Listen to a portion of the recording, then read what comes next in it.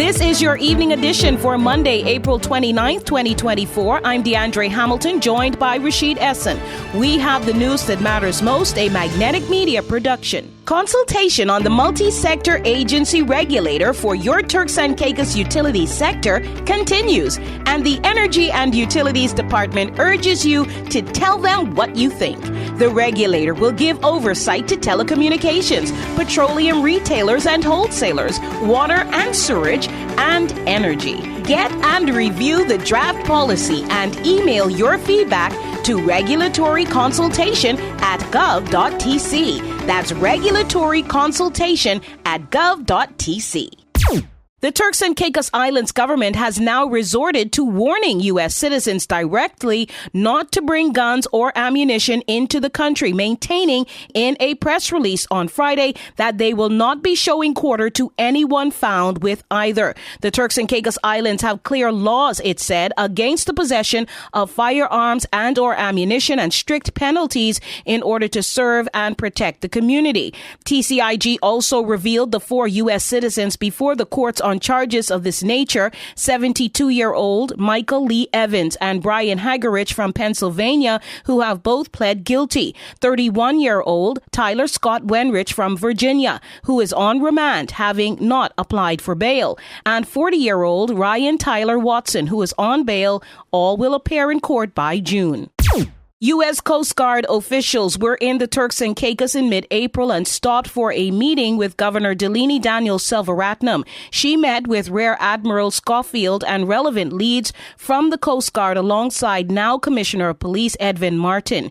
The discussions were a follow-up to the recent Northern Caribbean Security Conference to move forward with plans to tackle shared threats from illicit maritime activity. The news that matters most, Magnetic Media. Rashaed is on the other side of the break with your regional top stories.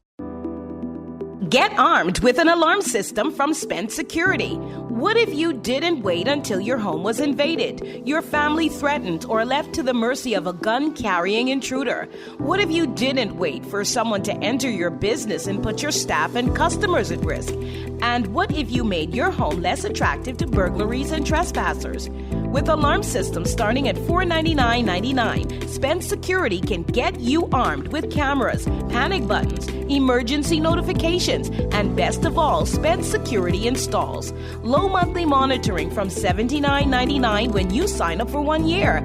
Conditions apply, so contact Spence Security today. Dependable, professional, service you can trust. That's Spence Security. Contact Spence Security and Investigation Services at 649-946-4730. Visit number 7 Caribbean Place in Providenciales or online at spencesecurity.tc.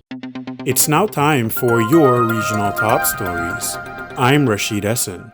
Haiti's newly installed Transitional Council is moving quickly as they announced they are voting for Haiti's next president on Tuesday, April 30, closing the power vacuum created after the July 2021 assassination of President Jovenel Moïse. The election will take place at the Prime Minister's office. A 64-year-old tourist named Peter Smith was left severely injured after being attacked by a bull shark in Tobago on Friday, April 26. He reportedly suffered a severed left arm and thigh and lacerations to his stomach. The attack was in waist-deep water about 30 feet from shore, not too far from the Starfish Resort in Courland Bay, Tobago, a popular tourist destination. A representative from the Tobago House of Assembly, according to reports, says the shark was about 8 to 10 feet long and 2 feet wide.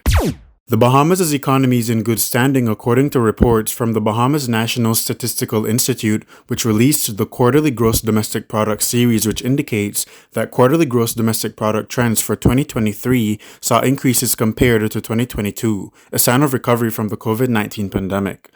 The most significant increase was 9.9% in the first quarter of 2023, and the industries responsible for the growth include accommodations and food, construction, and arts. Magnetic Media, your news leader. For the news that matters most, we've got it here. This is an important advisory from Digicel Turks and Caicos. All Digicel subscribers whose SIM cards were issued prior to July 2021, kindly visit your nearest Digicel store and have your SIM card swapped at no cost to you. There's also dedicated SIM swap teams that will be at different locations throughout the various islands on specific days. Please look out for the communication via SMS text message. This is a Telecoms Commission regulatory mandate and enhances network reliability and speed. Please swap your SIM cards as soon as possible to avoid mobile service interruption.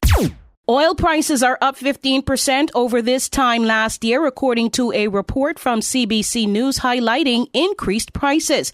As for the weekly change, prices went up around 1% as geopolitical risk in the Middle East and disappointing economic outturn in the United States have fueled oil fares.